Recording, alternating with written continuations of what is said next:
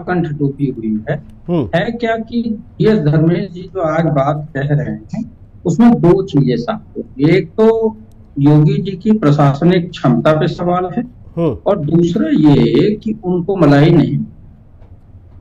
एक ओम प्रकाश राजभर जी मंत्री हैं अभी, कुछ पिछली सरकार में वो इसी मुद्दे पर बाहर गए थे कि भैया जो पुलिस थाने होता था वो 5,000 में हो रहा है। वो हटे ही इसी मुद्दे पे थे। अब चूंकि उनका शेयर फिक्स हो गया होगा इसलिए फिर वो चले गए। अब उनसे तो सवाल करना होता कि क्या वो 5,000 वाला रेट कम हुआ है या वो खत्म हो गया है, तो वो बताते। लेकिन मामला ये है, जनता कह रही है कि जी भ्रष्टाचार तो चरम पे है और इनके विधायक मंत्री जब खुद कहते हैं तो वो विपक्ष के उन बातों को पुख्ता करते हैं जो विपक्ष कहता आया है जी। तो विपक्ष ने हमेशा जनता के इस महंगाई, बेरोजगारी और भ्रष्टाचार की बात उठाई है, लेकिन बीजेपी के लोग मानने को तैयार नहीं थे। कुछ हमारे, मैं समझ लेता हूँ, देवेंद्र त्यागी हैं हमारे साथ।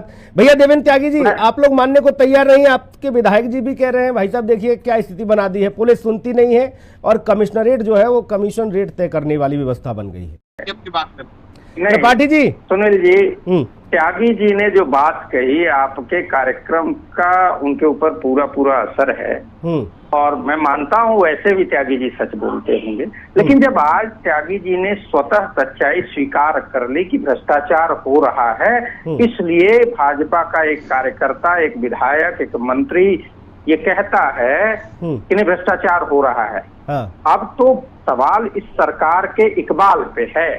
ये सरकार योगी के उस प्रशासनिक क्षमता पे सवाल है जो कि प्रशासन नहीं चला पा रहे हैं और भ्रष्टाचार में प्रशासन कंठ डूबा हुआ है और योगी को पता भी नहीं है। अब इससे ज्यादा खुली बात क्या होगी? त्यागी जी को मैं साधुवाद देता हूं कि उन्होंने स्वीकार कर लिया, लेकिन क्या योगी सरकार और बीजेपी के नेता इस बात को स्वीकार करेंगे? देखिए बहुत चालाकी के साथ, अब मैं तो आपको इस बात के लिए कहूंगा ही कि कम से कम ऐसी डिबेट पे आप बीजेपी नेता को नहीं, बीजेपी प्रवक्ता को बुलाया करिए, जिससे ये हो कि हाँ जी he is the right person to spoke on that matter. अब नेता कह के ये फिर क्या पता बाहर जाते हैं इनके ऊपर ओले पड़ जाएं और ये कहते हैं कि हमारा अपना विचार था जी, हमने बोल दिया है, पार्टी से इसका कोई लेना देना नहीं। क्योंकि होता क्या है कि कंगना जी ने बोला किसानों के लिए कि तीनों कानून वापस करेंगे। ठीक है, मनीष जी के पास जाऊंगा। मनीष अग्रवाल जी, भाई भारतीय जनता पार्टी कह रही है कि लिख डाले, बोले ये कमिश्नर यहाँ पर सेट करके रखा है माफियाओं के समर्थन में, और यहाँ तक कह दिया कि ये जो चुनाव का परिणाम आया था उसमें कमिश्नर ने भाजपा को हराने का काम किया। आप बताओ।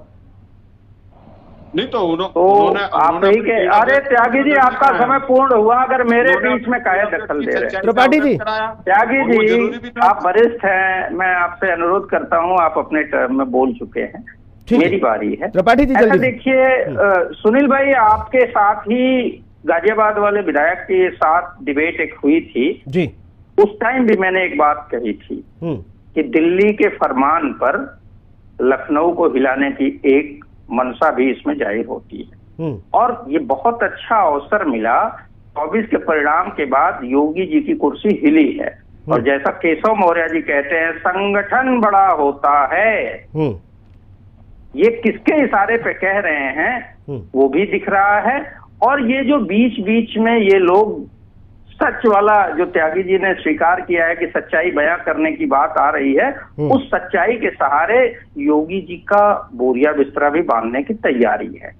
निकट में उपचुनाव जो सरकार वन नेशन वन इलेक्शन कहती है, वो सब एक साथ उपचुनाव नहीं करा पाती है, लेकिन जैसे ही उपचुनाव होंगे और उपचुनाव में इनकी स्थिति खराब होनी है, 10 की 10 सीटें ये हारेंगे, इंडिया ही जीतेगा 10 सीट, उसके बाद इनका बोरिया बिस्तरा बन जाएगा और ये मठाधीश के मठाधीश हो जाएंगे जी। ये मुझे लगता है कि केशव मौर्य और भाजपा के केंद्रीय नेतृत्व के इशारे पर भी ये चीजों को उजागर किया जा रहा है। नितिन गडकरी जी का जो रोड ट्रांसपोर्ट वाले मामले में था, मैं ये सवाल लेकर मनीष अग्रवाल जी के पास जाऊंगा। मैं इसको कंप्लीट करूं, सुनील भाई प्लीज। बाकायदा सीएजी से वो रिपोर्ट लीक कराई गई। अब उसमें अलग बात है कि आयुष्मान भी लीक हो गया, कपड़ा मंत्रालय भी लीक हो गया।